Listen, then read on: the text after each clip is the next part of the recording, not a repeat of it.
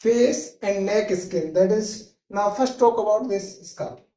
Your scalp is covering of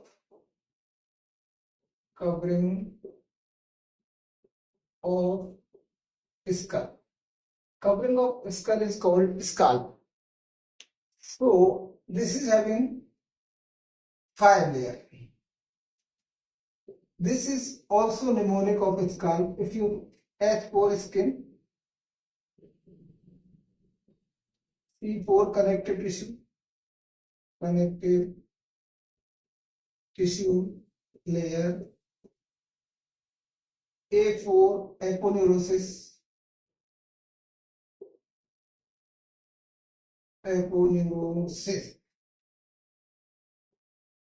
L4 loose areolar tissue, and P4 pericranium or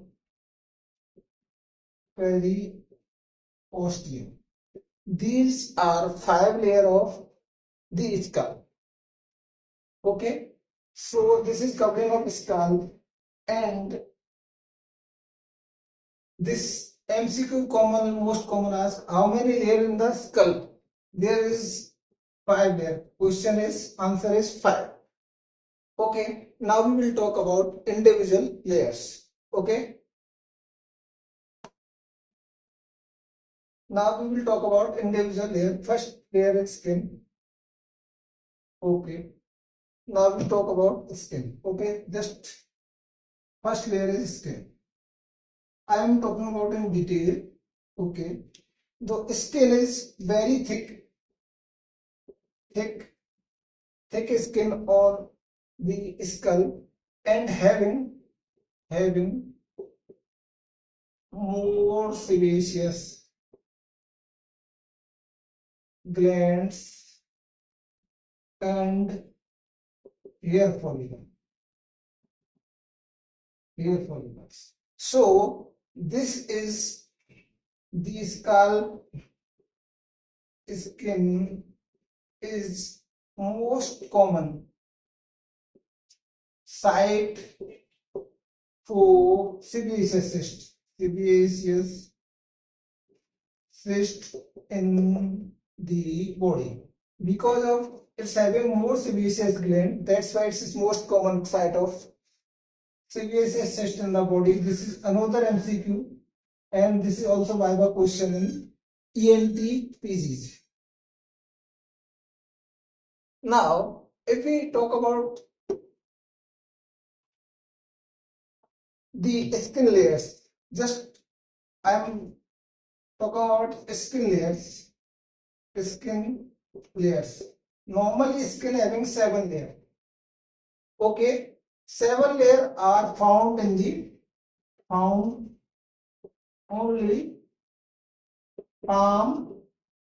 and sole. Okay, rest of the body skin having 6 layers only, because stratum lucidum absent, rest of the body it's only present in sole and palm. Okay, now just a brief discussion about layer of skin. If this is skin, this is having epidermis, this is brief discussion, and dermis. This epidermis having 5 layers, stratum basale or germinatum. Okay, stratum spinosum, stratum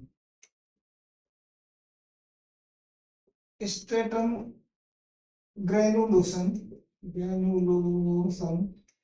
or stratum lucidum, and stratum corneum. Most superficial layer is stratum corneum, which having also dead cells, about 25 to 30 cells here. This corneum also having common cells about 1000 species of the bacteria. This is 5 layer of epidermis. Only lucidum found in the stratum, found in the sole and palm. Rest of the body having only 4 layer. That is skull, face, and everywhere is 6 layer of the skin, not 7. 7 found in the palm and sole only. Okay. This is about this epidermis. Now talk about dermis. Dermis having papillary dermis, and this is reticular dermis. Reticular dermis. So 5 layer of epidermis and dermis 2 layer, forming total layers 7. Okay. Now papillary dermis is also called fingerprint layer. Fingerprint layer, because fingerprinting always occur because of below the stratum germinatum or basally, because above that cells are always changing because of basally is increasing of the stratum basally to spinosum to granulosum. All cells layer are changes because of mitosis in the or growth in the basal layers. That's why below is only constant layer. This is so dermis is papillary dermis constant layer. That's why you can found fingerprinting. This is also called fingerprinting layer. So MCQ is fingerprinting. A reticular dermis is also called tattoo layer. Tattoo layer, because the tattoos are mostly done in this layer. That's why they are constant. They are not changing because changing layer basally, stratum basally is above that. Okay. This about skin of the skull. Now talk about second layer is connective tissue layer. Connective tissue layer. Okay, this is subcutaneous layer. Subcutaneous layer. Okay, this is subcutaneous layer, and this is fibrofatty layer. It's made by the fatty tissue and fibrous tissue. Fibroblast and other connective tissue, mainly connective tissue, collagen 4. Collagen 4. Okay. Now this is connective tissue. Most important in this layer is this layer having more blood vessels, blood supply or vasculature. So it's heavy bleeding layers. Okay. This is most important during laceration or anything. And trauma, most common layer is this is highly vascular, so bleeding occur from this connective tissue layer. Okay, now we talk about third layer is aponeurosis. Aponeurosis. Okay, aponeurosis. Aponeurosis is also having Gallia aponeurotica.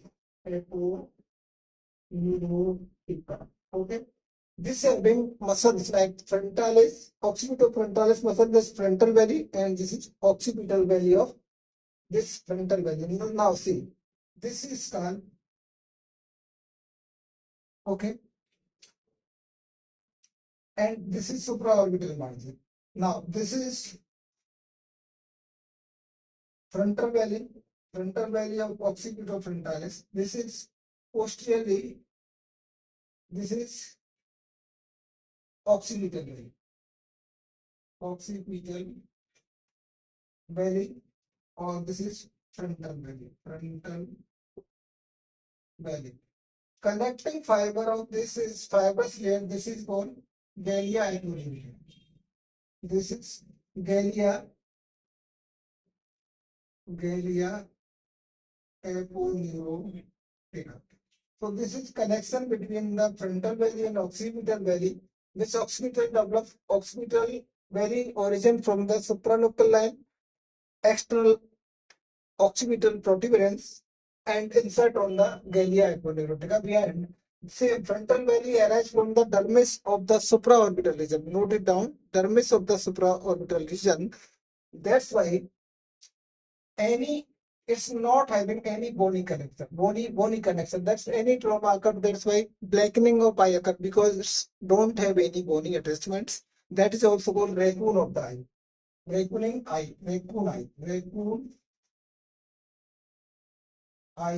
or black eye due to trauma because this is eye. So this don't have any bony connection. Frontal belly don't have origin from the dermis. So that's why any blood vessels during trauma travel down to the around the orbits. That's why it's called raccoon eye. Raccoon RACC. Raccoon is raccoon RACCON. Raccoon eye. Okay. This is blackening of the periorbital region is called raccoon eye, or this is because of this. Frontal belly of occipitofrontalis muscle don't have any bony attachment. It is about media equilibrium. And equilibrium is there. Loose connective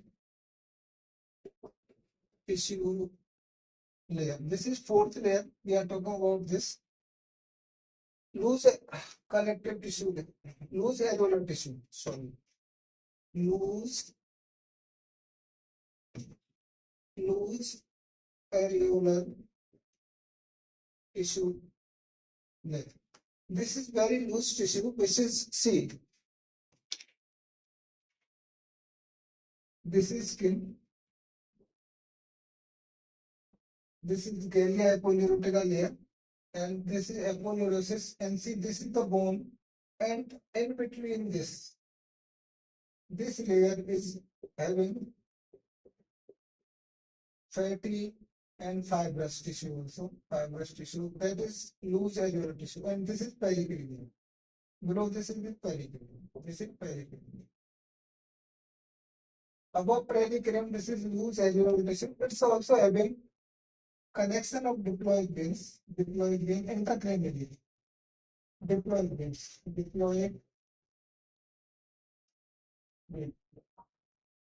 vein, and emissary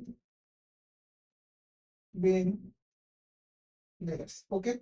So this loose alveolar tissue having diploid vein connections and emissary vein, and it also having extension up to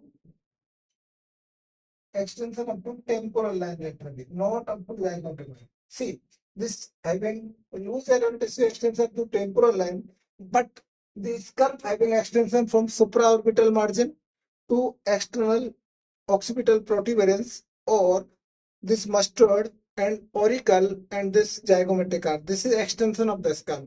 But extension of loose alveolar tissue is not up to zygomatic arch. It's up to this temporal line. Temporal line mainly found in the parietal bone.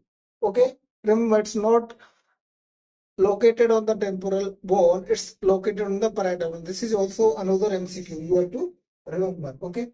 Now, if I'm talking about loose alveolar tissue, okay, I have some applied anatomy of loose alveolar tissue. Now, loose alveolar tissue also having applied anatomy. This is very important for you. One is cephalohydrophy. If trauma leading CSF collection, this is bone, this is brain, okay, and here is loose alveolar tissue, this pericardium, this is loose alveolar tissue. If trauma occurs, this breaks down, this having CSF. CSF in the loose alveolar tissue is called cephalohydrophy. Okay. Another applied anatomy is caput succedaneum. Caput succedaneum is collection of the blood in loose alveolar tissue during delivery of the baby because of pressure hematoma. Okay. This is caput succedaneum pressure hematoma during delivery of baby. Okay, this is also called sutureless hematoma because it can extend anywhere, parietal to temporal bone to occipital bone to frontal bone, anywhere. Okay, that's why it's called caput succedaneum. Okay, now to this, now third one is third one is this is called dangerous layer of skull. Okay, this is dangerous layer of skull because any infection, any trauma or infection of the loose area tissue can go intracranially, through emissary vein, emissary vein. Okay, emissary vein have two connections laterally in muscular region that is connected to transverse sinus. Okay, and posteriorly, this is connected to the spinoparietal sinus. So, emissary vein having to connected to transverse sinus and posteriorly spinoparietal sinus. So, their infection can spread from loose area tissue to the brain. Okay, that's called dangerous layer of the skull. Loose area tissue is also called dangerous layer of the skull. Now, talk about fourth applied anatomy. In this layer also safety ball hematoma.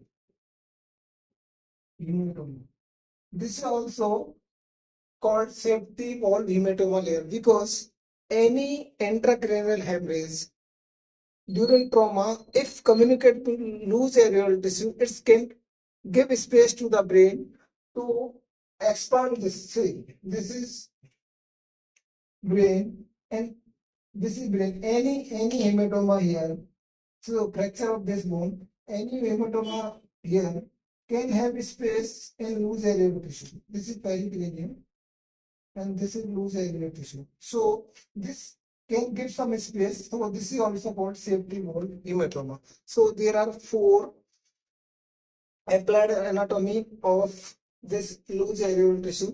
Safety valve hematoma, dangerous layer, cephalohydrocele, caput succedaneum. That is also called sutureless hematoma. Now talk about pericranium. Last layer of skull is called pericranium. Pericranium. Pericranium is periosteum of skull.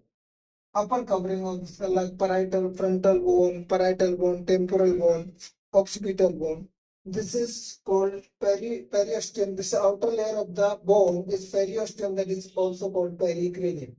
Now, this pericranium having most important applied anatomy that is called cephalohematoma. Hematoma, also known as suture full, yeah, suture hematoma. Because if hematoma occur in parietal bone, it's not extend beyond the parietal bone because of there is septa of this pericranium which is embedded in the bone and not allowed to expand from particular region of the laceration. That's what's called sutureful hematoma. Okay, it's below the pericranium. Okay, second one is cephalohydrocele. Cephalohydrocele can occur also below the pericranium as well as the below the loose alveolar tissue. This is also called CSF in the below the pericranium as called cephalohydrocele. It can be found in the loose alveolar tissue also. Okay, this is two applied anatomy. Now we talk about nerve supply of skull, blood supply, venous drainage, and lymphatic drainage. Four things. Now nerve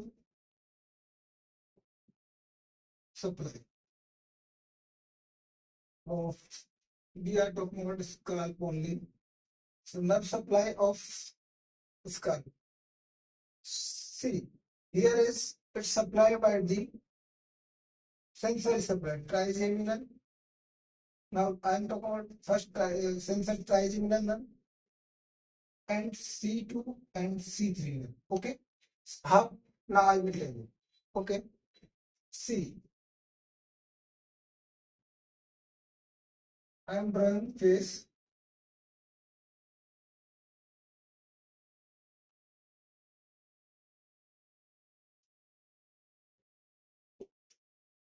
Trigeminal nerve. This is supratrochlear nerve.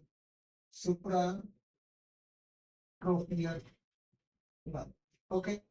This is supraorbital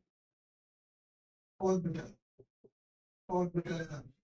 These two nerves are branches of B1, yani ophthalmic division. They are arising from the ophthalmic division.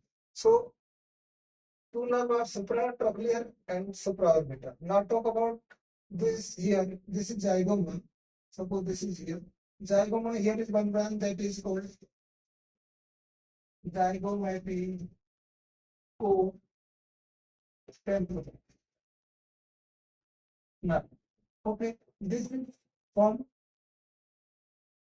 zygomatic nerve, which is ultimately coming from B2. B2 means maxillary nerve. Okay, this is also second branch of trigeminal nerve. These are three, and most important which coming here from D term or foramen ovale. This is mandibular nerve. One branch is coming from mandibular nerve. This is auriculotemporal. Auriculotemporal. Yeah. Okay. This is in front. Trigeminal nerve supply, sensory supply of skull from in front of the auricle. Okay. So there are four sensory nerves: supraorbital, supratrochlear, zygomaticotemporal, auriculotemporal. These are four sensory nerves, and auriculotemporal nerve is branch of mandibular B3. Okay, this is trigeminal branches. Now, behind the auricle, it's supplied by the C2 and C3. Okay, now we talk about, so we draw this line, lateral view of this line. Okay,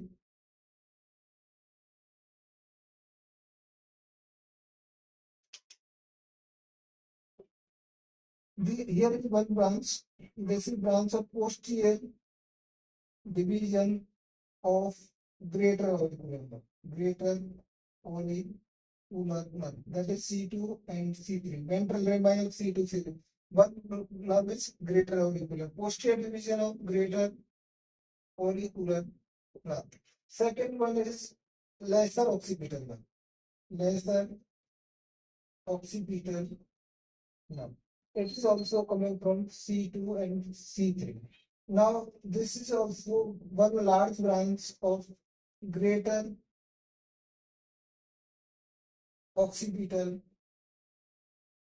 nerve. This arises from C2. This is from dorsal raphe. Okay. And last branch is here only at occipital region, that is third occipital nerve. That is coming from C3, when that is dorsal raphe. Okay. Now we have four sensory behind the ear is posterior division of greater auricular nerve, lesser occipital nerve, greater occipital nerve, and third occipital nerve. These are four sensory branches. Sensory four. So now remaining is motor. It's having two muscle is frontal. Frontal belly of occipital, and this is occipital belly.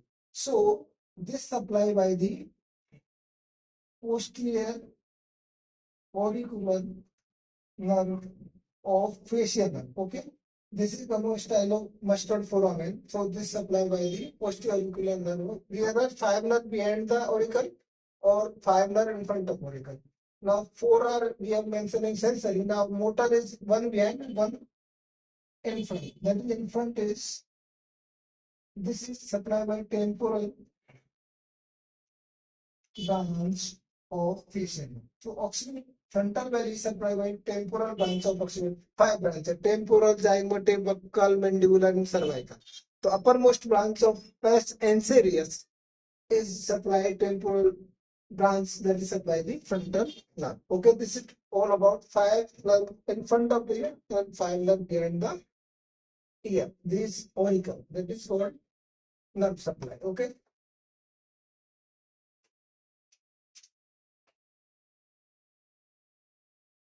Now blood supply.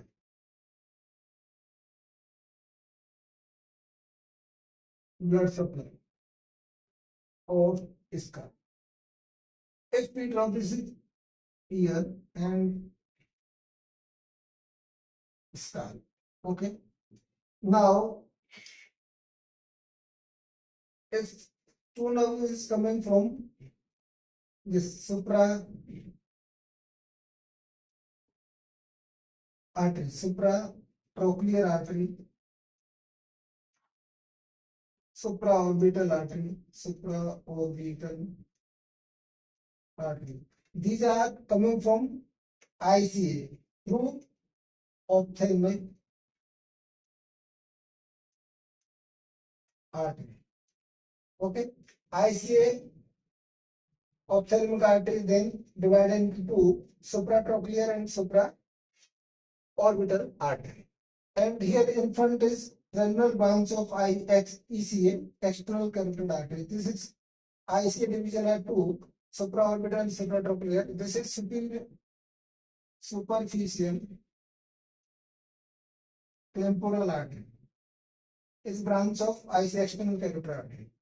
Okay, and behind is also you can see posterior auricular artery and occipital artery. Posterior auricular artery and occipital artery. So there are five arteries: supratrochlear artery and supraorbital artery, branch of external carotid artery through the ophthalmic artery, and three are branches of external carotid artery: superficial temporal artery, posterior auricular artery, and occipital artery. Now talk about venous drainage.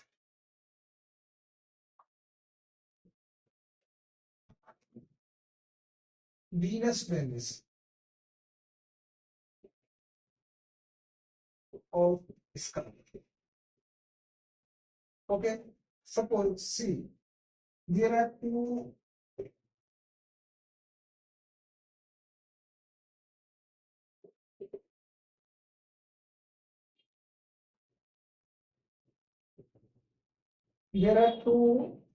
veins. One is supratrochlear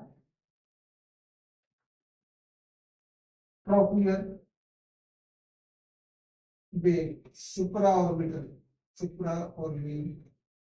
vein. They drain into angular vein, then facial. Okay, facial vein. Now, if we see in lateral section, this is here. So here you can see this is superficial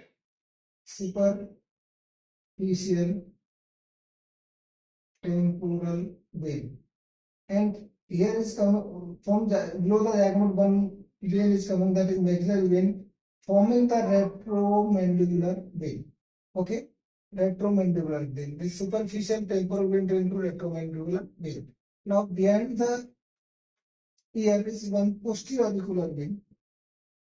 Posterior auricular vein, and last vein is occipital vein. Occipital vein which drain into vertebral vein. Vertebral vein. Okay, the occipital vein drain into vertebral vein. Now, if forming of drainage posterior auricular vein and this posterior division of retromandibular vein form the external jugular vein, and this facial vein and anterior division of retromandibular vein drain into internal jugular vein through common facial vein. Okay, common facial vein. So common facial vein formed by the anti-division of retromandibular and facial vein, forming common facial vein into IGV. Okay, this is about venous drainage. Now lymphatic drainage. Lymphatic drainage of the skull. Lymphatic drainage of the skull. In front of auricle, mainly parotid lymph nodes and preauricular lymph nodes. And behind this mustard lymph node, which ultimately drain into jugulo-digastric nodes. Okay. Now, preauricular lymph nodes, parotid nodes in front of auricle. In front of auricle. Okay.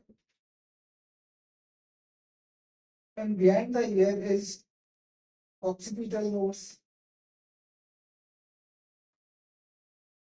mustards nodes, ultimately drain into level 2 jugulo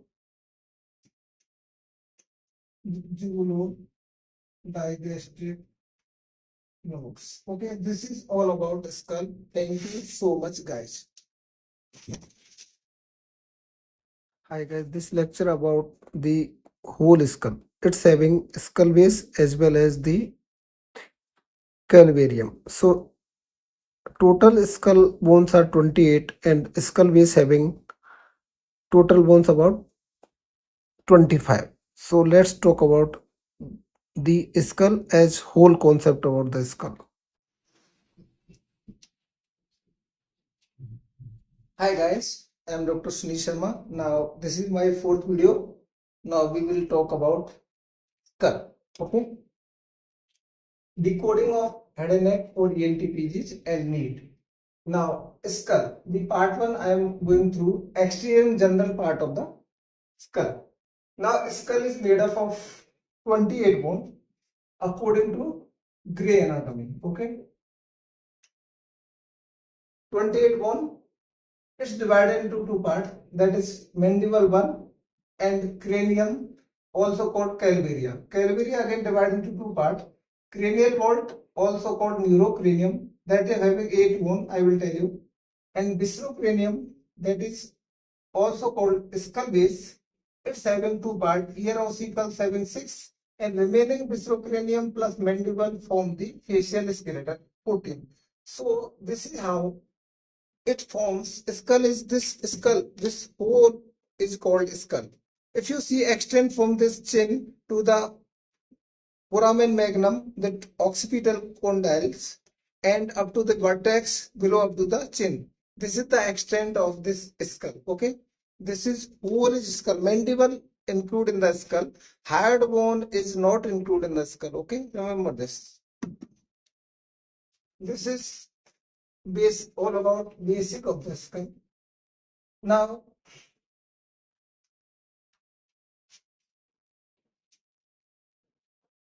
what is the definition of a skull? Okay, the skull is bony covering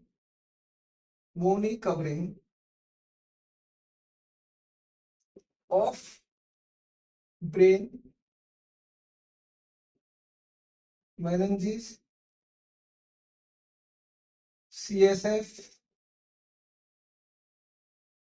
special sense organs like ear, nose, tongue. Okay, bony covering brain, meninges, CSF, special sense organ, and upper arrow digestive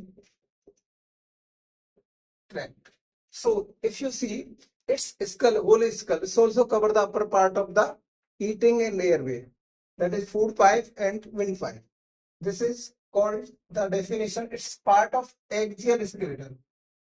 Axial skeleton. Part of axial skeleton. This is brain, meninges, CSF, and the special sense organ. This is whole. This up to mandible. This is called skull. Okay. Above the atlas, whatever it moving, is called skull. Okay. Now extent of skull. Extent of skull is, if you see extent of skull up to the vertex below foramen magnum,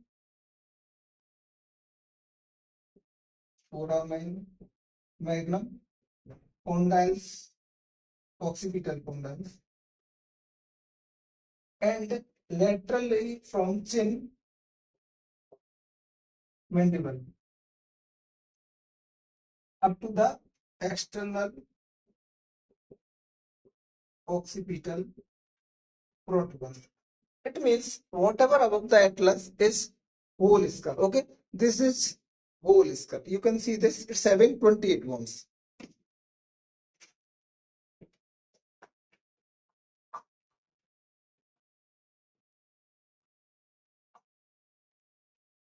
Now, what are the most important aspects? Now we will talk about neurocranium.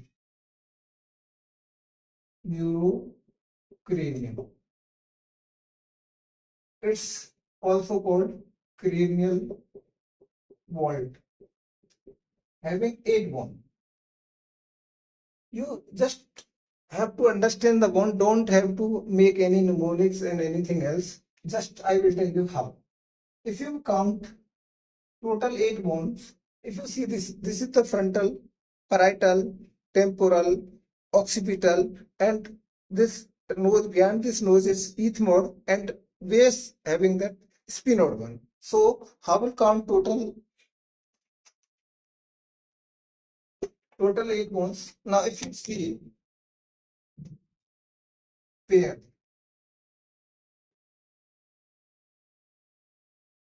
bones, only having temporal bone and parietal.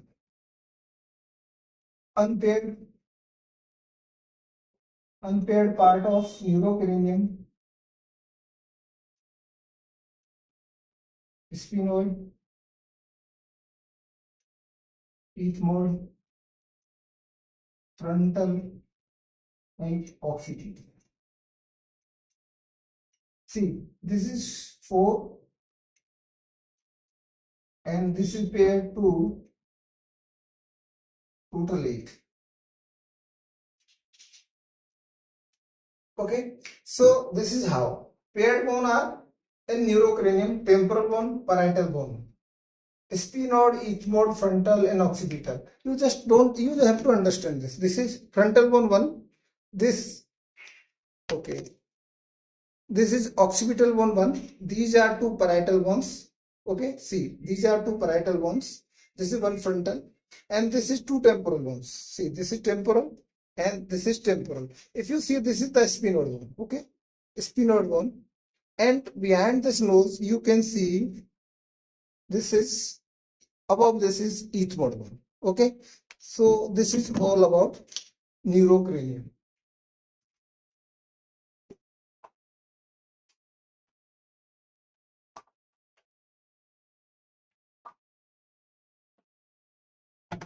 Now ear ossicles. Ear ossicles. Ear ossicles 3 on each side. Okay, so you just malleus, incus, and stapes into total 6 bones. Okay, now this is 6 bone. Malleus, incus, stapes, ear ossicle found in the middle ear. This is the smallest bone of the body. Total bone 206. Okay, we have human body having 206 total bones. smallest is strabismus. Now we will talk about facial skeleton.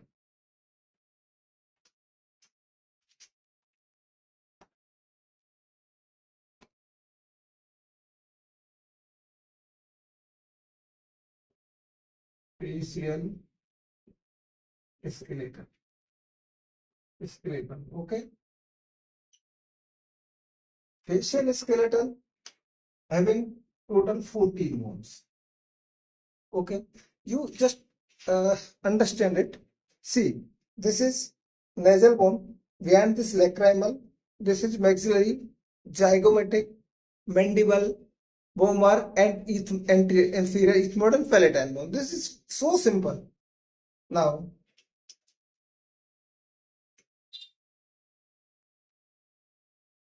unpaired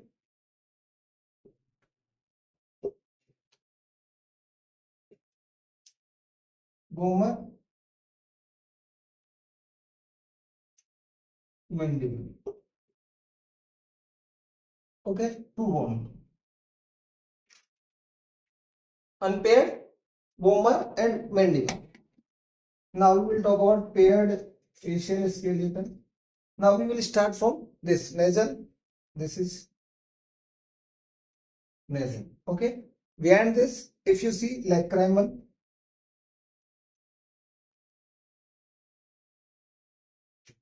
and from here you can see this is maxilla.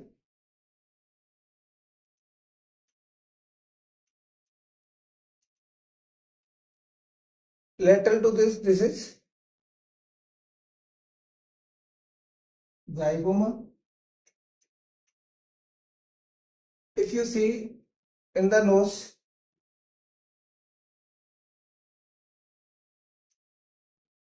inferior turbinate is separate bone. It is not like it's middle and superior turbinate are the part of the ethmoid bone, but this is the separate bone. And last one is palatine bone. And bone.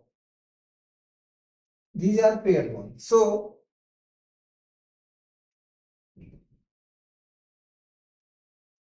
this is 12, okay, and this is 2. Total 14. Now I will revise it again. See, there is two unpaired bone in the facial skeleton. This is mandible, and inside the nose one bone this form the bony septum. This is vomer. Okay, this you can see this, you can see film, and above this you have cartilaginous bony septum, but this is vomer. Okay, so two bones, vomer and mandible. Okay, this is mandible, this is vomer. Now talk about paired bone. Paired, if you see nasal bones, most common bone of the facial with fracture. That is most common fracture bone in the facial skeleton. Okay, nasal bone. Then you can see this is lacrimal bone. Okay, this is frontal process of maxilla. This is lacrimal bone. This is, if you see, this is lacrimal bone. Okay, and now come to this is maxilla, and this is zygoma. Okay, if you see this bone, this is inferior turbinate, and if you rotate it, okay, you see this is palatine bone. Okay, this is all about facial skeleton.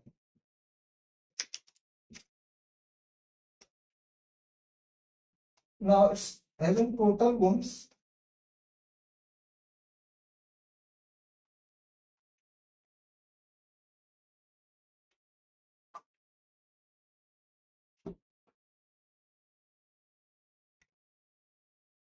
28 skull bone.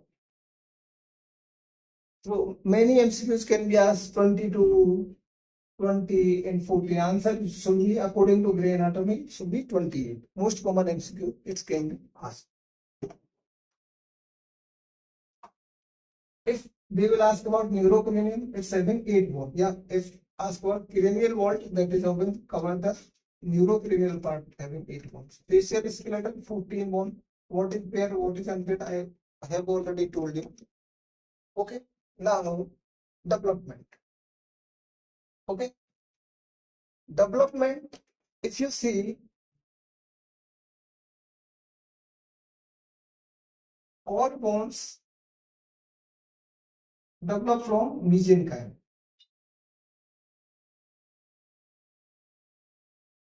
Mesenchyme. This mesenchyme is coming from mainly neural crest cells, lateral plate mesoderm, and paraaxial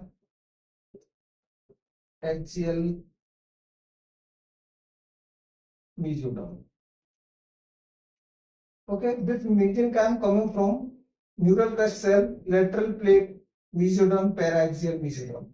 Okay, if you see this, if we draw line from buttocks to this mustard process, we can divide this anterior to this buttocks is developed from the neural crest cell, and posterior to this all bones develop from paraaxial mesoderm and lateral plate mesoderm.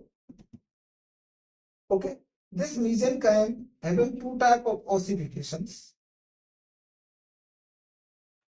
Okay, this mesenchyme convert into chondroblast, or it can convert into osteoblast. Whatever bone develop from this chondroblast is called endochondral ossification. And whatever bone develop from osteoblasts are called intramembranous ossification. Okay, mainly frontal, occipital, and parietal bone develop from the osteoblast intramembranous ossification, and chondroma mainly viscerocranium, that is sphenoid, ethmoid, and mustard all temporal, some part of temporal bone like pneumatic part develop from endochondral ossification. Okay, and this is about mesenchyme, and some part of the skeletal skull develop from first and second pharyngeal arch, like mandible develop from first arch, maxilla also develop from first arch, and malleus of the ear, malleus, and incus.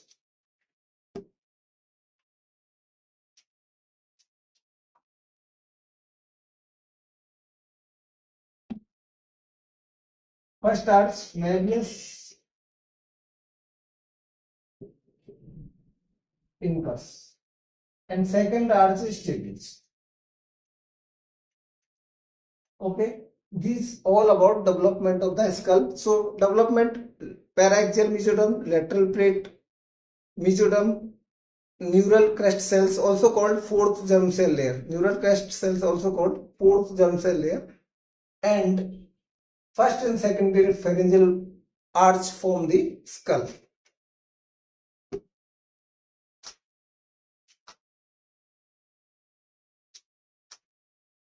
Now some important point on skull. If we see exterior of the skull, okay, this region, this is coronal suture, this is sagittal suture, this is coronal, this is sagittal suture. Okay, this is lambdoid suture. This part where the coronal and sagittal suture is meeting is called bregma. This is skull.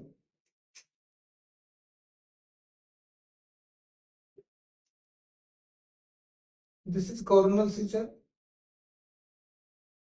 This is sagittal suture, and this is coronal suture. Okay, this point is called bregma or anterior fontanelle. Okay, Bregma antiphony, it's ossified or close at 18th month.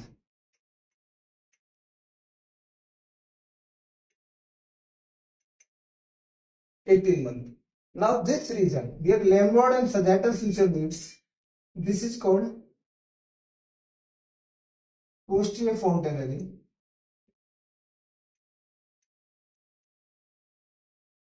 This closes at 2 to 3 months. Okay. Now what is the significance of this? This, if intracranial pressure increasing units, it will show as a bulge in the intracranial pressure. If it is deepens, okay, then it shows as a sign of dehydration. It's sign of dehydration. Okay. Now 3.5 centimeter above this is called, there is two foramen formed, that is called parietal foramen. This parietal foramen transmit the emissary vein from scalp to the superior sagittal sinus. Okay. Now I will tell you. See, this is bregma and this is posterior fontanelle, or this is Lamboid suture.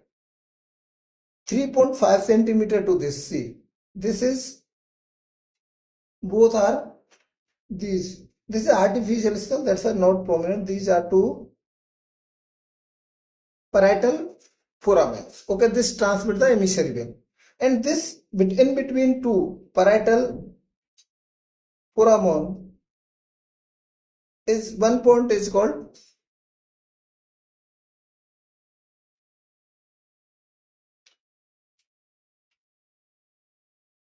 ovarium. Okay, here this point is called, between these two parietal foramen is called ovarium. Okay, and this point, this is external occipital protuberance. Okay, this prominent part here, the one point is called inion. Okay, see this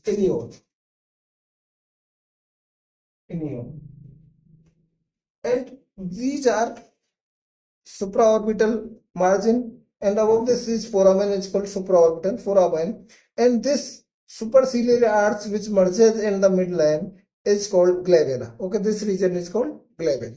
These are common points which can be asked in the exam. Now next time we will talk about skull base, and just I am briefing about skull base.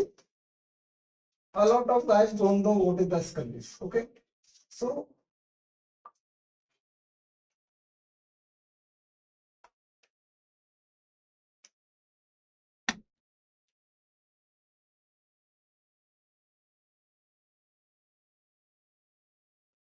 skull base is external from upper incision.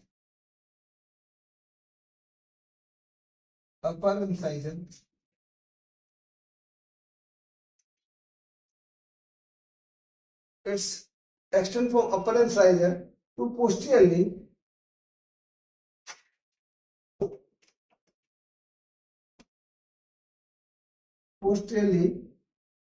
that is external occipital protuberance. Okay, external occipital protuberance from superior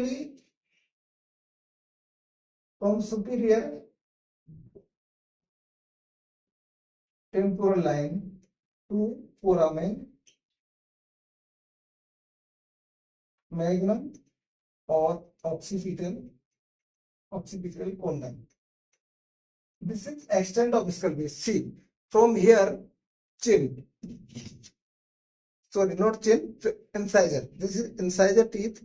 to this occipital protuberance. It means parietal bone are not included in the skull base.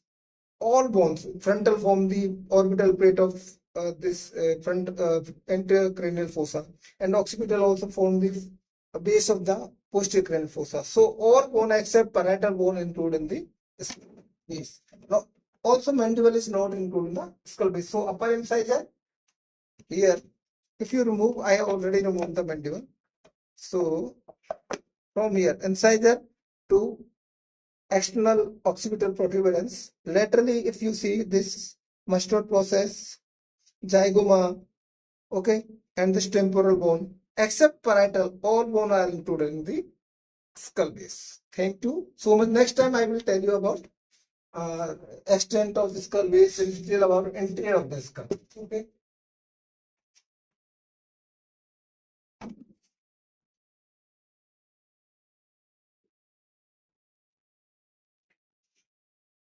Hi guys, I'm Dr. Sunil Sharma. Now today we will talk about skull base. The skull base. Okay. The skull base having two parts.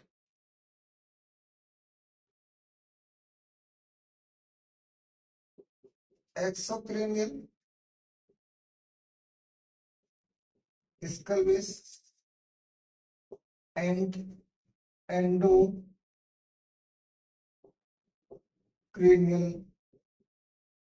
skull base.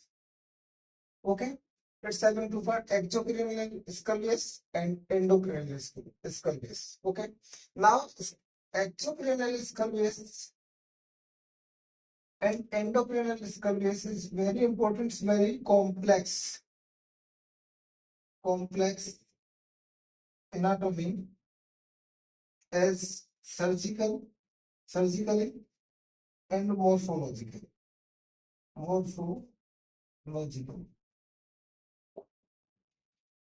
It consists of total 26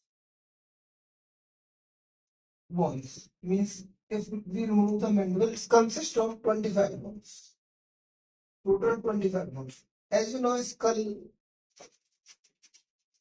is made of 28 bone. 28 bone. In a skull base, mandible,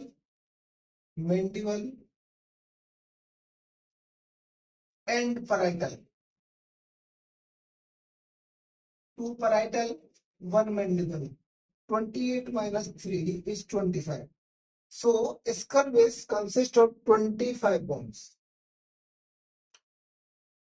Now endocrinal skull base, the interior of the skull is formed by the 6 bones. Total skull, exocranial skull, that calvaria, cranium made by the 8 bone. If you remove 2 parietal bones, you will get 6 bones. This means this interior of the skull. Now, if you see this, this is the endocranial skull base. Okay, this is frontal bone. This is occipital bone. These two are temporal bone. One is ethmoid and sphenoid bone. So two paired bone, temporal, and rest one is total 6 bone. This endocranial skull base formed by the 6 bone. Now this skull, if we remove this mandible, okay,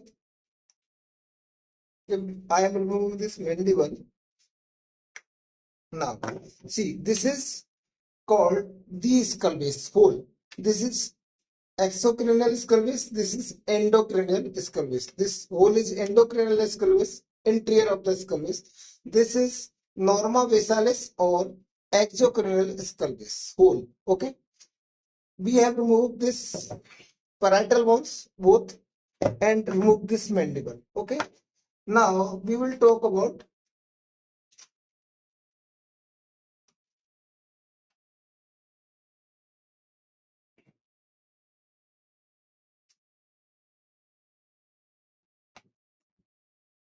endocranial skull base. Now we will talk about endocranial skull base, or you may say anterior of skull. Okay. Now this anterior of skull bone, it extends from, now it extend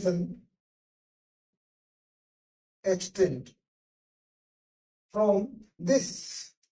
This is the posterior table of frontal sinus. Here you can see this is the frontal sinus. So extend from anteriorly posterior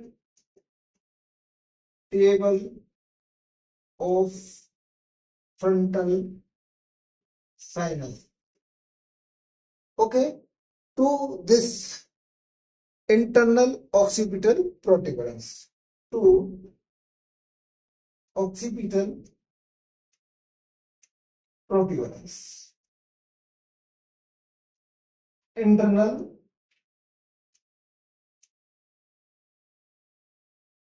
occipital protuberance. And laterally both temporal bone. This is anterior, laterally temporal bones. This is the extension of anterior of the skull, or may say endocranial skull base. Now,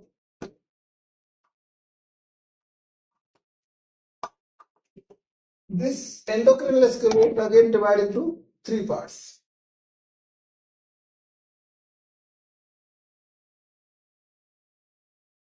Anterior cranial fossa,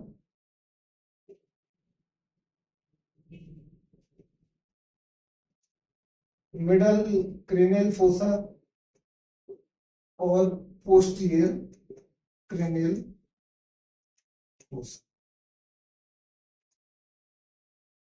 Okay, now anterior cranial fossa is extend from frontal sinus, posterior table of frontal sinus, to the lesser wing of sphenoid. Okay, if you see, this is the posterior table of frontal sinus to this lesser wing. These are the lesser wing. This is the sphenoid one. These are the lesser wing of sphenoid. This is lesser wing. This is the body, jugum sphenoide. This is the body of sphenoid. So this is the till the posterior border of the lesser wing of the sphenoid. This is the anterior cranial fossa. Middle cranial fossa extend from body and lesser wing of sphenoid to the superior part of petrous temporal bone. To the superior border of petrous temporal bone. Now this posterior cranial fossa extends from superior aspect of the petrous temporal bone, superior border of temporal bone to the this internal occipital protuberance, or you say occipital bone. Okay, this is the extension of this posterior cranial fossa. Now, surgically or morphologically, you can divide this middle cranial fossa. Middle cranial fossa again divided into three parts. This middle cranial fossa again divided into three parts. Midline sagittal of midline sagittal, or you say para sagittal, or lateral skull base. Lateral skull base. Okay, this is the whole. This is the posterior cranial, middle cranial fossa. This again divided into three parts. midline sagittal, off midline parasagittal, or lateral scalvis. If you draw the line, this is the petroclival fissure. If you draw the vertical line through this petroclival fissure, in between two vertical lines going through petroclival fissure, this is the midline sagittal. If we draw one line from lateral to foramen ovale, this is the foramen ovale, you will see in between the petroclival vertical line or this lateral border of ovale, you will see the off midline parasagittal. Or lateral to this vertical line, extending from lateral to lateral margin of foramen ovale, you will get the lateral scalvis of the midcranial fossa. So this is again midline sagittal, off midline sagittal, lateral scalvis. Okay. This surgically, if you are approaching through intranasal approach, you will get this pituitary fossa, that is the middle cranial fossa. This approach is called midline sagittal approach. If you are considering this cavernous sinus, or you are approaching the cavernous or foramen ovale, foramen lacerum, this approach is called parasagittal approach. Okay, or off midline sagittal. If you are approaching lateral to this is called lateral scalvis. Lateral scalvis may access endonasally or as well as from the this lateral scalvis approach like mustard approach and this zygomatic approach through labyrinthine approach, retrosigmoid approach, and posterior fossa. This is retrosigmoid and retrooccipital approaches, suboccipital approaches. Suboccipital and retrosigmoid approaches are also is mainly lateral retrosigmoid and suboccipital approach are included in this posterior fossa, but infratemporal fossa, middle cranial fossa is also considered in the lateral scalvis approaches. Okay. Now we will talk about important structure anterior of the skull.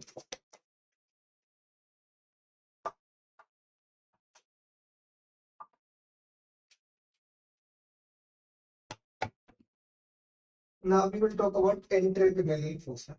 Anterior cranial fossa.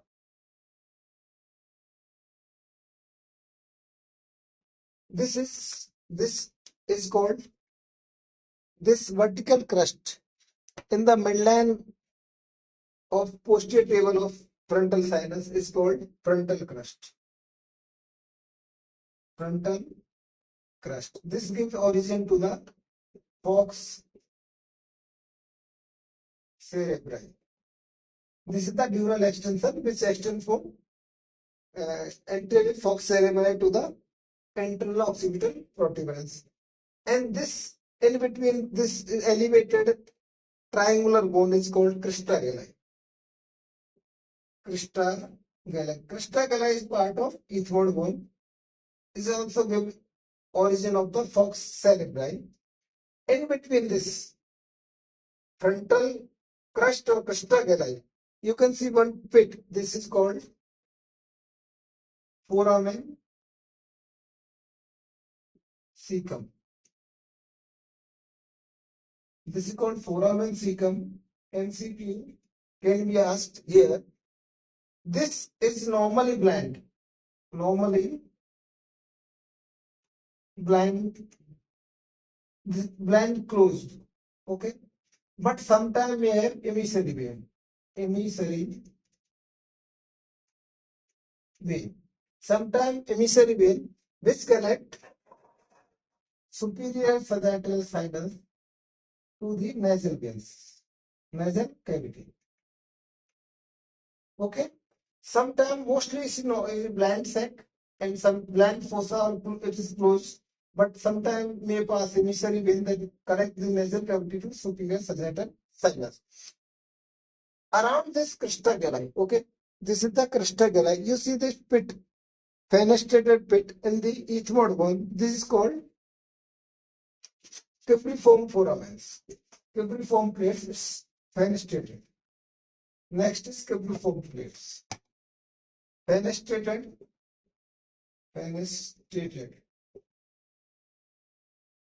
Cibriform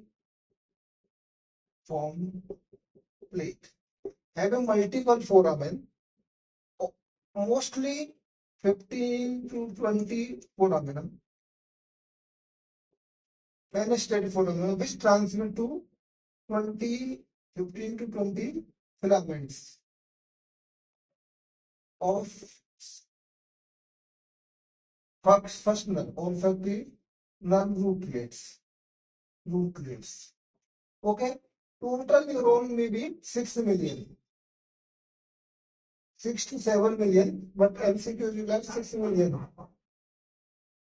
Total neuron is 6 million. Filaments are 15 to 20 filaments transversing the etheric protein nasal cavity, mostly in the superior part of septum and superior turbinate. Superior turbinate. This is the supplying 6 million axons of olfactory neuron which mainly detect the smell.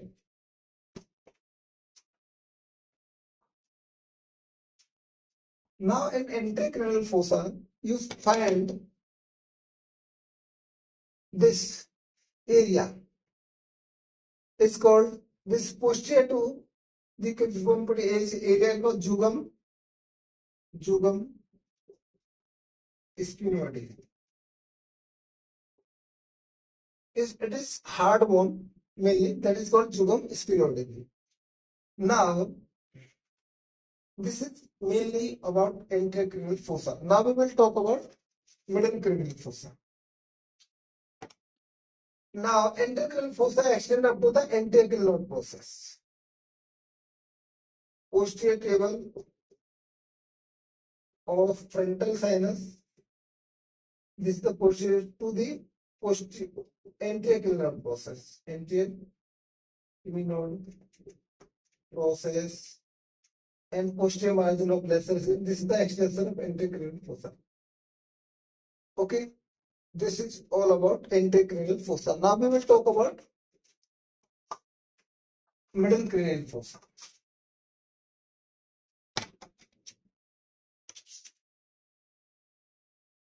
B is middle cranial fossa.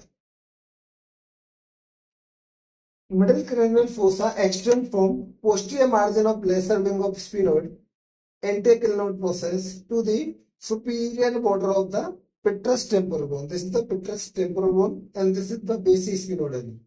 So this is extension of middle cranial fossa. If you see in between the body and the sphenoid, you can say this is optic canal. Now anterior structure is optic canal. What structure passes through optic canal is second nerve, that is optic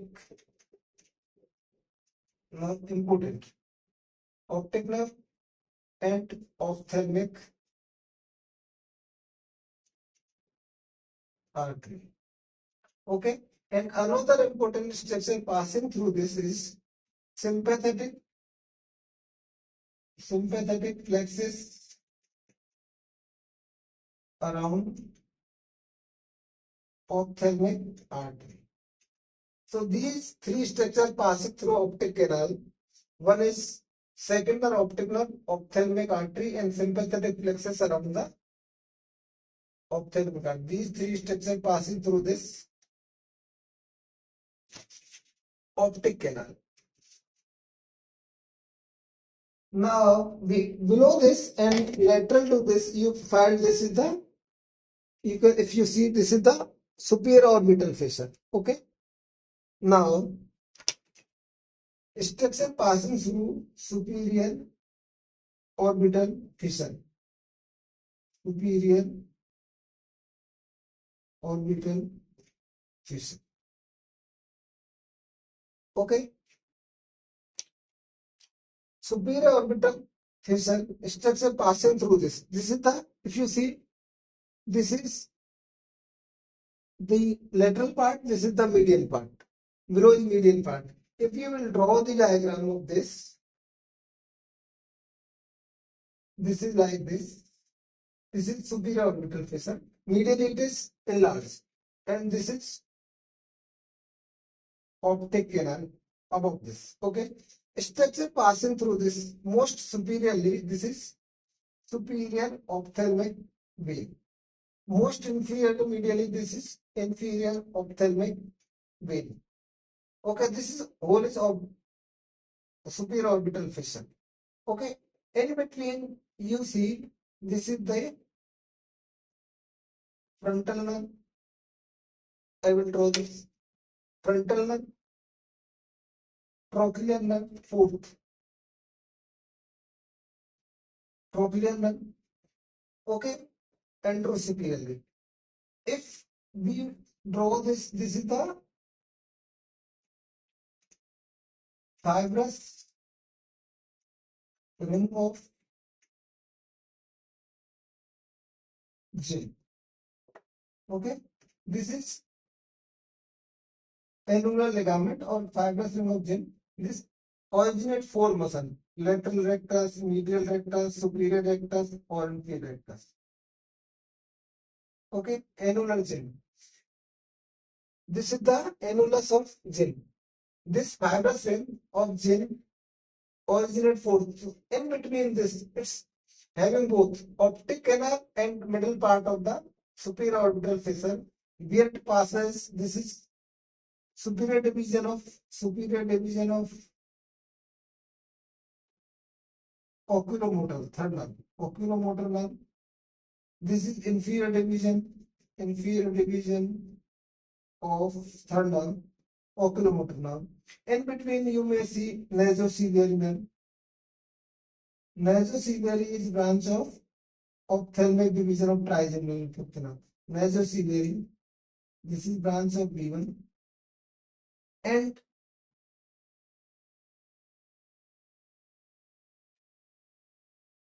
inferior ophthalmic here. In between here or this, you may have sixth nerve. This is sixth nerve. Abyssal, which supply the lateral rectus. Okay. This is the optic canal, and optic canal having this is optic nerve, and infralaterally you will find this is ophthalmic artery. This is the end artery to the retina. Ophthalmic artery. Okay, so structure passing through superior orbital fissure are superior ophthalmic vein, inferior ophthalmic vein, third nerve, fourth nerve, sixth nerve. Okay, and recurrent branch of ophthalmic artery. Here, laterally one find recurrent branch of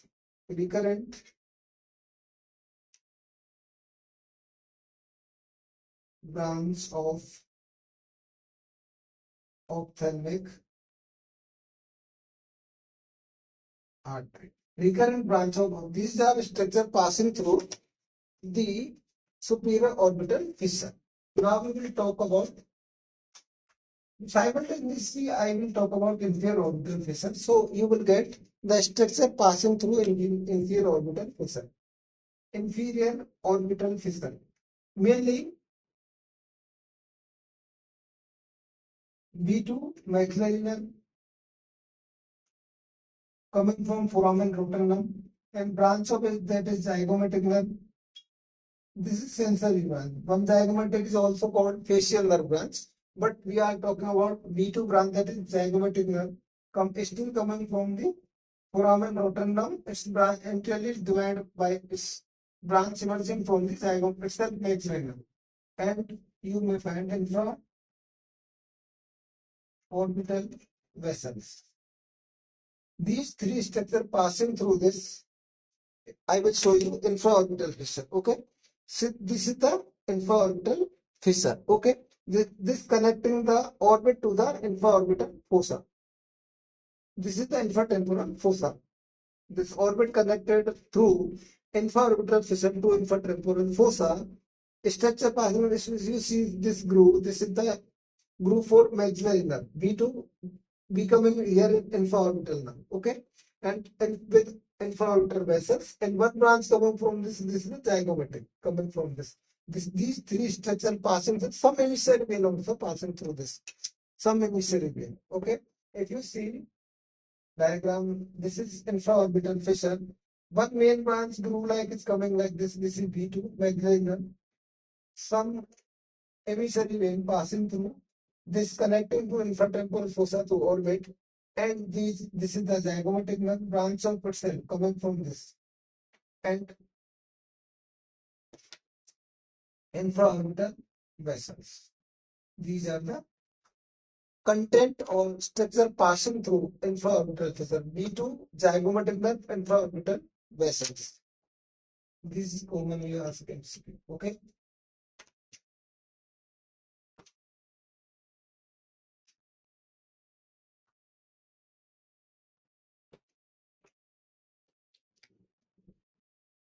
Now we will talk about the structure behind this is middle cranial fossa. We are talking about middle cranial fossa. If you see this, here is cavernous sinus, and if you see this large foramen here, that is called just lateral to the sala turcica. Foramen is called foramen lacerum. This foramen lacerum, mostly lower part is covered by the cartilage. No structure passing through this foramen lacerum, but upper part having this. If you see from below, this is the carotid canal. It's open in the posterior aspect of this foramen, upper part. So I see it not coming from foramen lacerum, but it's coming from the carotid canal. So carotid canal open in upper part of this foramen lacerum. So I see it coming through upper part of the carotid canal. Sometime here you may have meningeal branch of ascending pharyngeal artery. Okay, meningeal branch of ascending pharyngeal artery may come through this foramen lacerum with some emissary veins, which are connecting this to the pterygoid plexus to the cavernous sinus. Pterygoid venous plexus to the cavernous sinus. Pterygoid venous plexus. So sometimes meningeal branch of ascending pharyngeal artery. If you see there is the pharynx, so this is ascending pharyngeal artery may come through this foramen lacerum and emissary veins. But carotid canal open in the posterior part, upper part of this foramen lacerum, and two structures which open entirely in the foramen lacerum. If you see here, but two structures that is forming the one canal is pterygoid canal, or you may say median canal. Median canal, which having median nerve, or you can say pterygoid canal. Here you can see this is coming lesser petrosal nerve and one branch of facial first zeno, that is greater superficial petrosal, forming the median nerve. Median nerve formed by the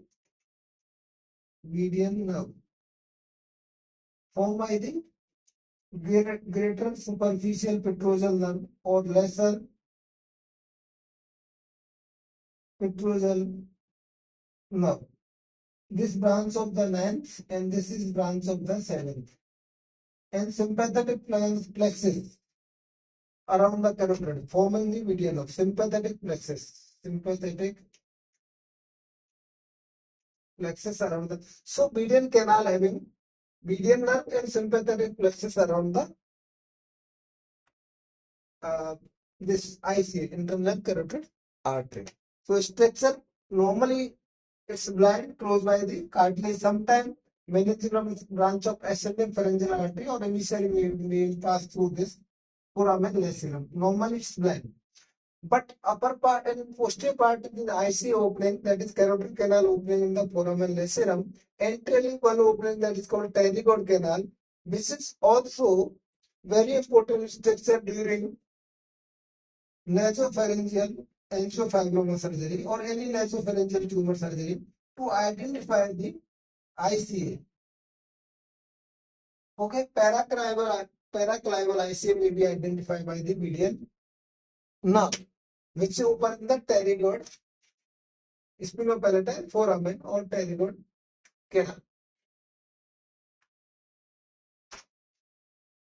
Now lateral to this is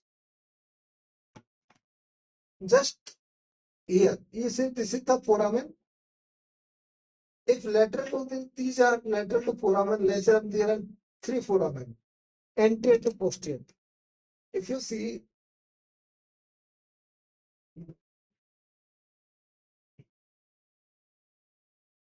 okay,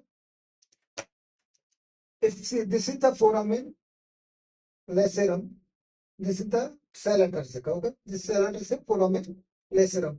If you see, there is three foramen. One small foramen anterior opening in the pterygoid, spinopalatal foramen or pterygopalatal foramen.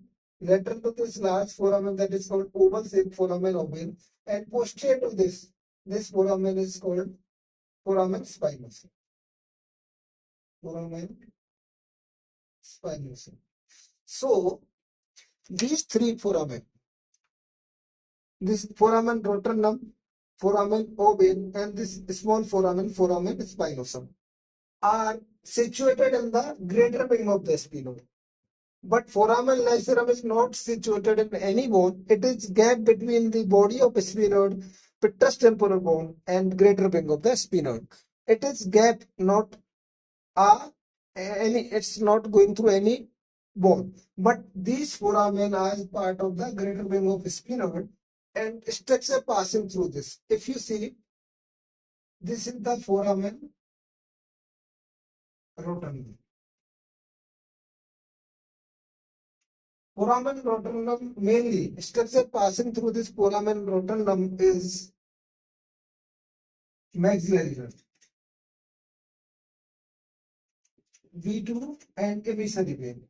Emissary vein which connect the pterygoid venous plexus to cavernous sinus, and this maxillary nerve passing through this. Here, if you see here, superior surface is this Meckel's forming three nerve. One is ophthalmic, maxillary, and mandibular.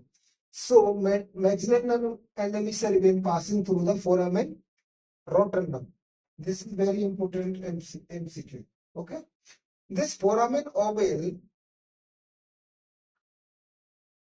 this is oval shaped foramen. This is called ovale. So, structure passing through foramen ovale. Foramen ovale are second, this is the mandibular, third division of trigeminal mandibular nerve. Mandibular nerve. Okay. Accessory meningeal artery. Lesser petrosal nerve and emissary vein. Emissary vein, which again connecting the pharyngeal plexus to the cavernous sinus. So you may remember why this ovale having vein. So mandibular nerve, accessory meningeal artery, lesser petrosal nerve, emissary vein. These are the structures passing through foramen ovale. Sometimes there is meningeal branch of this trigeminal again passing through which supply the meninges of the brain. So these are the main structure passing that contained by foramen ovale.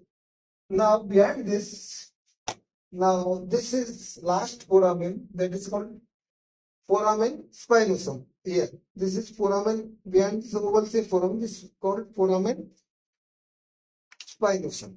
Because it's called spinosum because here is you may find for this opening here. So this is called spine of sphenoid. That's why it's called the foramen spinosum. Structure passing through foramen spinosum are middle meningeal artery, middle meningeal vein and meningeal branch of mandibular nerve. Okay, and sometimes there is, if you see this spinocerebellum having this meningeal branch of spinocerebellum, here is meningeal branch of ascending pharyngeal artery. Okay, these are the structure you may remember M3. Middle meningeal artery, middle meningeal vein, and middle meningeal branch of mandibular nerve. That is called the, also called nervus spinosus. Nervus spinosus, which also supply the meninges. Okay, these are the structure passing through this foramen. Now we will talk about some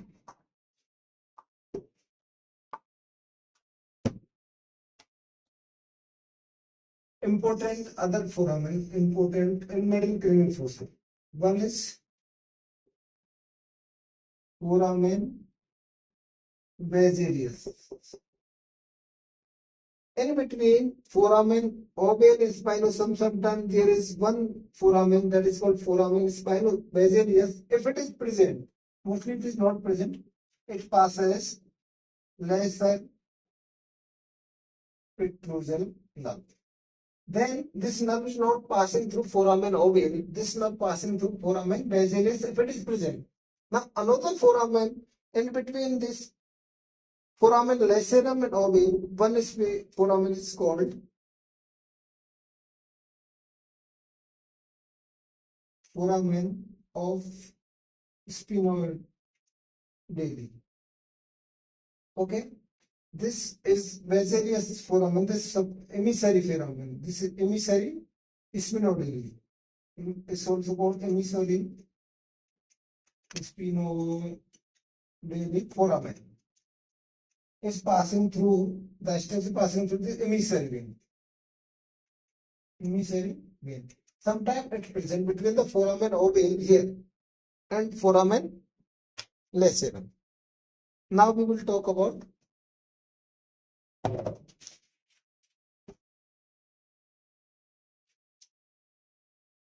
posterior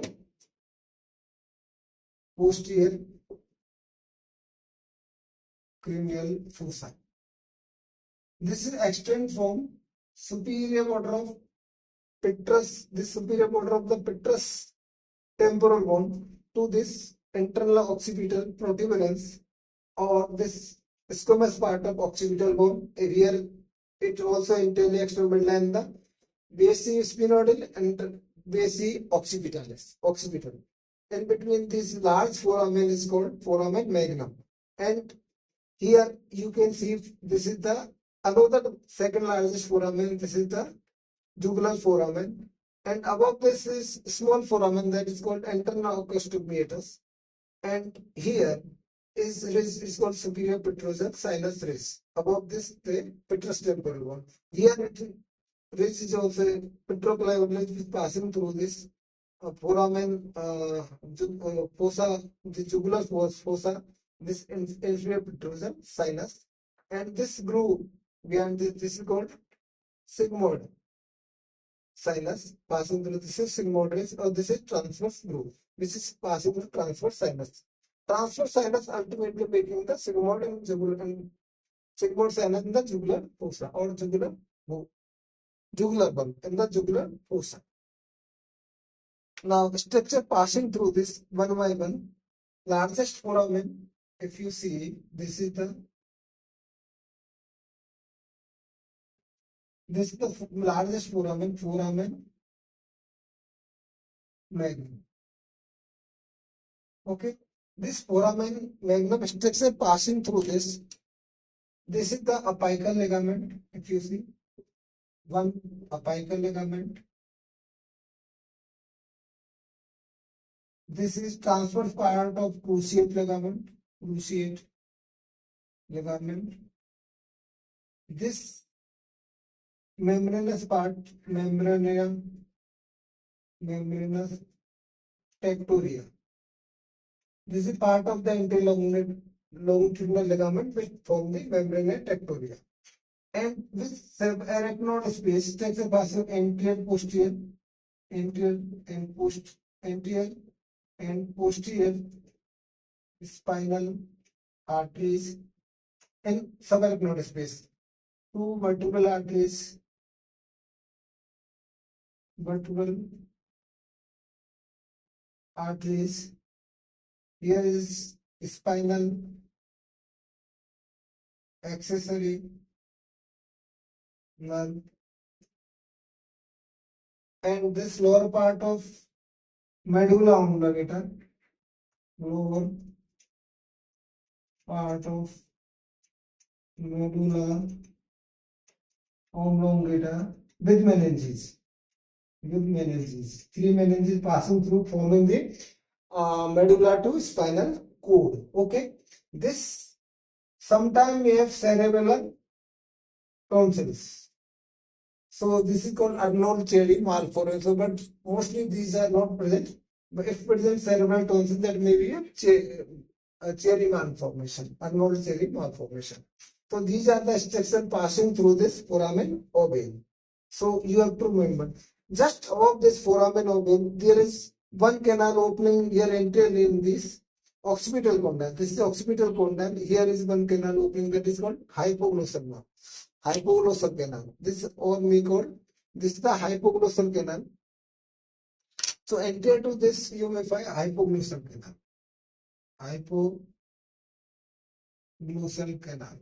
So structure passing through hypoglossal canal is 12th nerve, hypoglossal nerve. And in this posterior part of this petrous temporal bone, one foramen is called, very important foramen for ENTs, is internal acoustic meatus. Okay, internal acoustic meatus. This foramen is called internal acoustic meatus. Structure passing through this. This is the, if you, I'm transecting this internal acoustic meatus, which ultimately formed by the three parts. This is the transverse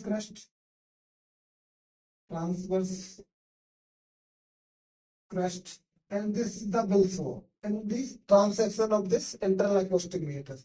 So, if it is, this is anterior, this is posterior, this is inferior, and this is superior of internal acoustic meatus. So, structure passing through this foramen internal acoustic meatus is, this is facial nerve, anteriorly. Below this, you may find that is cochlear part of axial cochlear nerve. And superiorly, you may have superior vestibular nerve, and inferiorly, you may have inferior vestibular nerve. So, this quadrant part, this is the Bilsbo, this is the transverse crust. So, anterosuperior quadrant having facial nerve, posterior superior quadrant, superior vestibular nerve, and posterior inferior quadrant having inferior vestibular nerve, and antero-inferior quadrant having cochlear nerve. And one artery is passing through this is labyrinthine artery. Okay, this is the labyrinthine artery.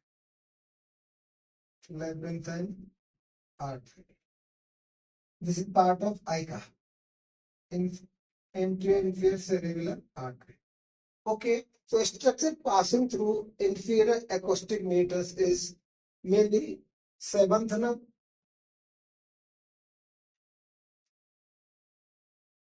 8th nerve, and this labyrinthine artery. Now we will talk about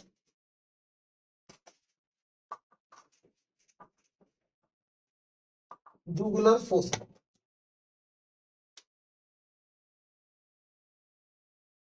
Jugular fossa. This jugular fossa mainly divided according to Gray anatomy is two parts, anterior and posterior. Anterior part, if you see, this is the jugular foramen. Anterior part is small, that is called pars nervosa, and posterior part of large is called pars vascularis. This anterior nervosa having inferior petrosal sinus, 9th, 10th, 11th nerve. Okay, inferior petrosal sinus, 9th, 10th, 11th nerve. And this pars vascularis posterior part having inferior jugular vein or sigmoid sinus, jugular valve, inferior jugular vein or inferior jugular valve. IJV ultimately upper part forming the jugular valve, and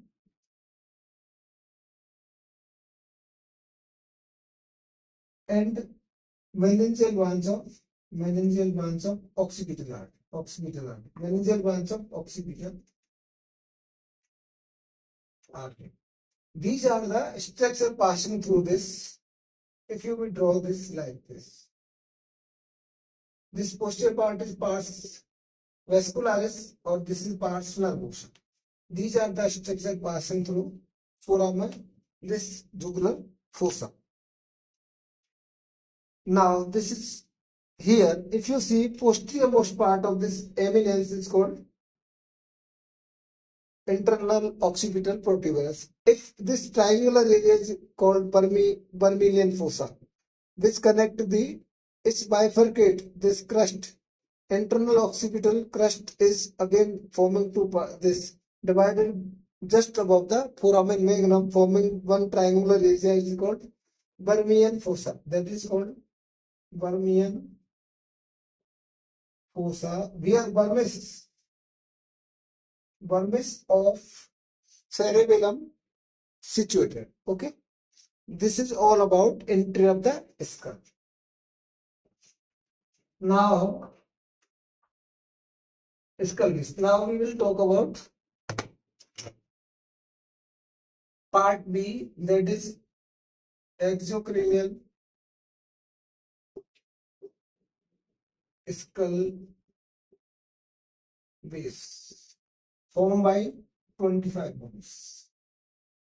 Okay, this exocranial is extension form. Anteriorly, if you see upper incisor, teeth and arch. This upper incisor, teeth and arch posteriorly up to the external occipital protuberance.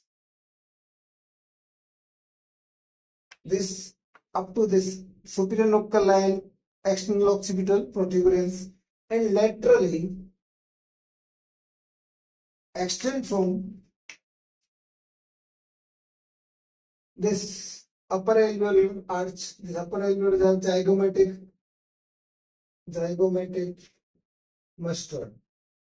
Both sides laterally. Zygomatic mustard and this occipital superior and inferior nuchal line. Mainly superior nuchal line, or sometimes may have supreme nuchal line. Above this may have supreme nuchal line also above the superior. This is the extension of exocranial skull base. Okay. Now main structure, if you see, it's also having three parts. Now again, I will divide this exocranial skull base again into three parts.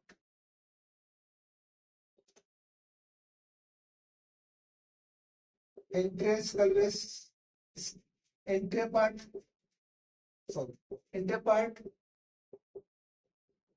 middle part, and posterior part. Now, anterior part extend from incisor, teeth to this free border of palate, of hard palate. Okay, if you see this is the hard palate, the free border of hard palate. Now middle part of exocranial skull base form free part of hard palate to the one transverse line passing through transverse line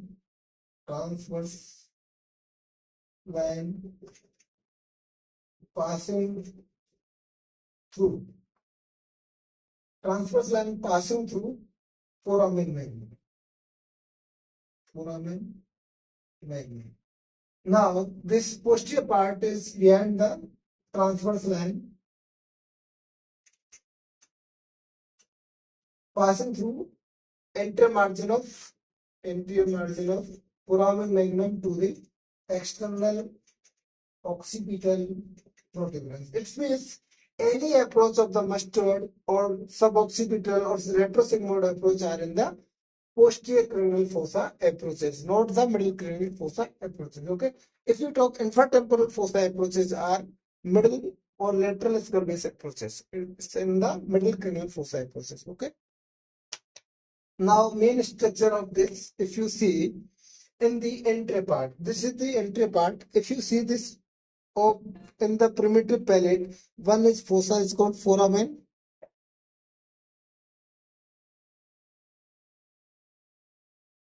This is incisive.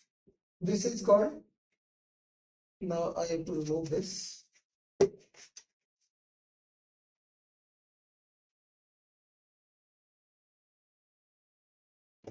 If you see this is called incisive fossa. This incisive fossa is just like this, open two. If you see inside this, two incisive canal. Inside this fossa having two incisive canal. Okay. This incisive fossa is single here, but having two incisive canal. So structure passing through this canal, incisive canal.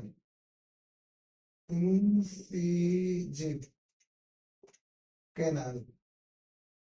So structure passing through this incisive canals are terminal part of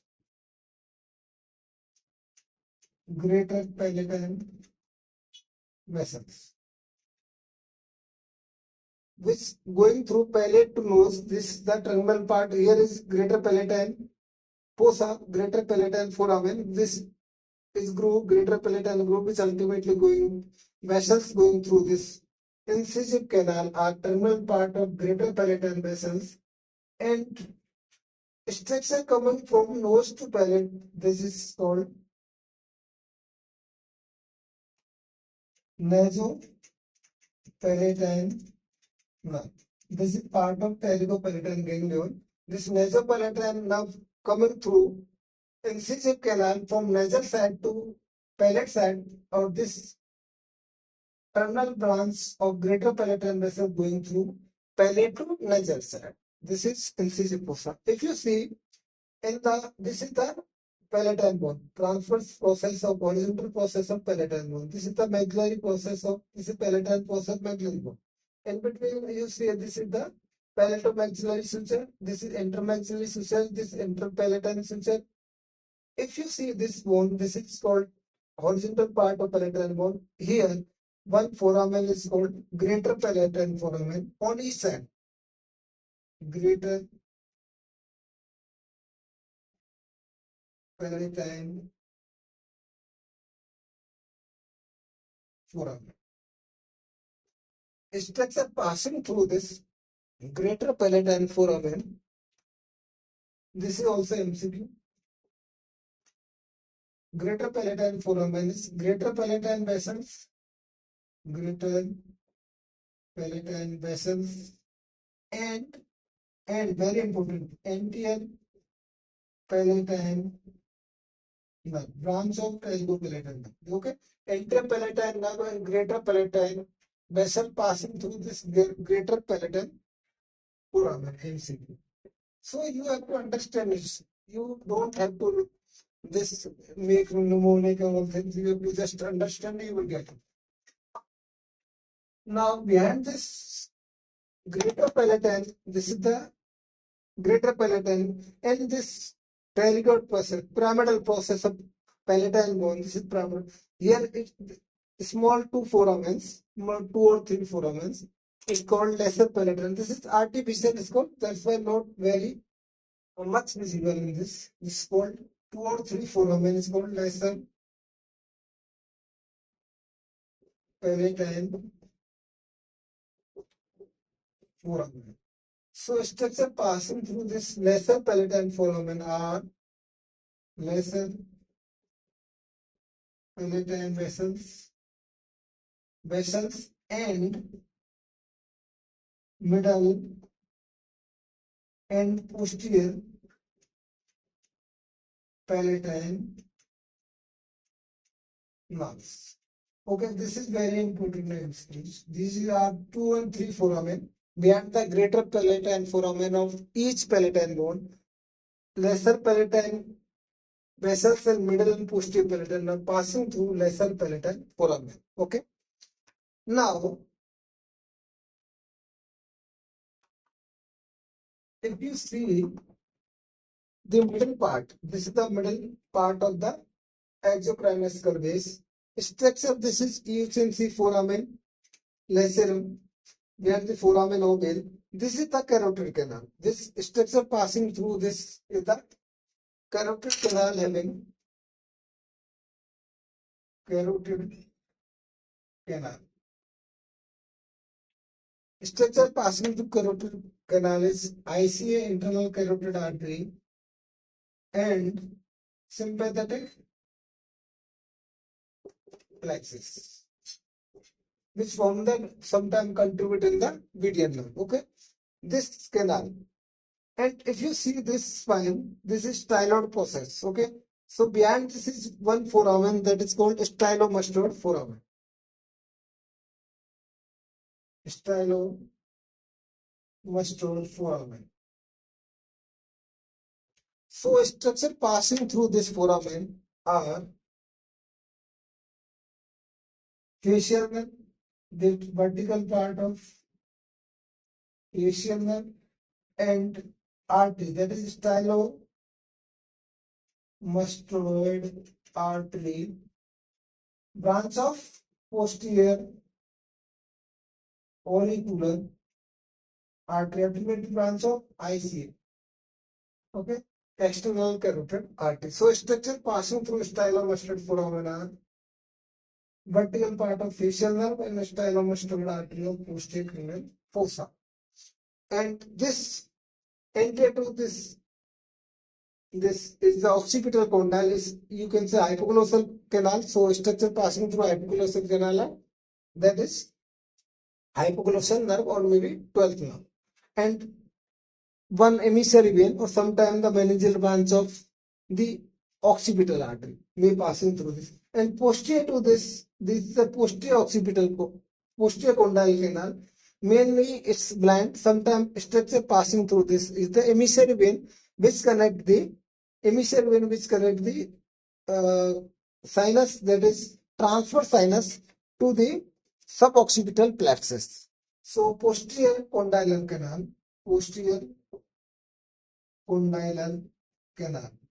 Structure passing through this is the emissary vein connecting the transverse sinus to the suboccipital plexus. Okay. Now intercondylar canal is enter to this condylar process of occipital bone having the also called hypoglossal canal. Structure passing this is the hypoglossal nerve or emissary vein. Now this is the mastoid foramen. This is the mastoid process. This is the emissary mastoid. This is mastoid foramen, emissary mastoid foramen. That is emissary vein passing through this mastoid foramens. Okay, these all about this, and this transfer line behind this is all foramen magnum, that is posterior skull base, posterior part of the skull base. Thank you so much. I guess this topic about brain normal functions and anatomy. You see this brain as having 100 billion neurons, and CNS contain brain plus spinal cord. And brain mainly formed by the neurons and neuroglia. Neuroglia are four type: oligodendrocyte, astrocyte, macroglia, and ependymal cells. Neuroglia mainly support the neurons and protect the neurons. Now, development of brain. It's developed from the neural tube, and this neural tube have divided at 6 week in three section: forebrain progencephalon, midbrain mesencephalon, and hindbrain is rhombencephalon. So these three part at birth develop into almost adult size. Now talk about telencephalon means forebrain. The majority of part is cerebrum of the brain. It's having two hemisphere which is separated by longitudinal fissure and connected by corpus callosum, which are the white bundle. Contains four lobes: frontal, parietal, and temporal and occipital lobe. Frontal lobe mainly having thought process and intelligence. Parietal lobe having Wernicke's area and somatosensory area. Temporal lobe mainly olfactory region and auditory area, and occipital mainly related to visual cortex and associated visual area. So these telencephalon having majority part of the brain and divided into four lobes: frontal lobe, parietal lobe, and temporal and occipital lobe. These functions are specific. Now talk about limbic system, which is also a part of forebrain, having establishing which is main control of emotions and fight and flight response, which contain the amygdala. So amygdala function is fight and flight response, and cingulate gyrus which control and planning of the emotions. And this limbic system having hippocampus, which are shoe-shaped structure in two temporal lobes, both side. And these main function maintain the long-term memory. So long-term memory contains in the limbic system hippocampi. And you can see this limbic system is situated centrally, which connect the higher to lower brain and make the integration between the higher and lower brains. So this limbic system is mainly for control of emotions and long-term memory. Now talk about diencephalon, also part of the hindbrain, forebrain. And this forebrain having diencephalon having three parts: thalamus, hypothalamus, and pineal glands. And these function are specific. Now talk about mesencephalon, which process mainly visual and auditory data and act as reflex somatic functions. Now rhombencephalon divided into two: metencephalon and diencephalon. Metencephalon is two parts: pons and cerebellum. Diencephalon mainly medulla. Medulla control the respiration, cardiovascular, and autonomic functions. Pons connect the cerebellum with other brain functions, and cerebellum mainly function for coordination. So this is basic about brain. Thank you.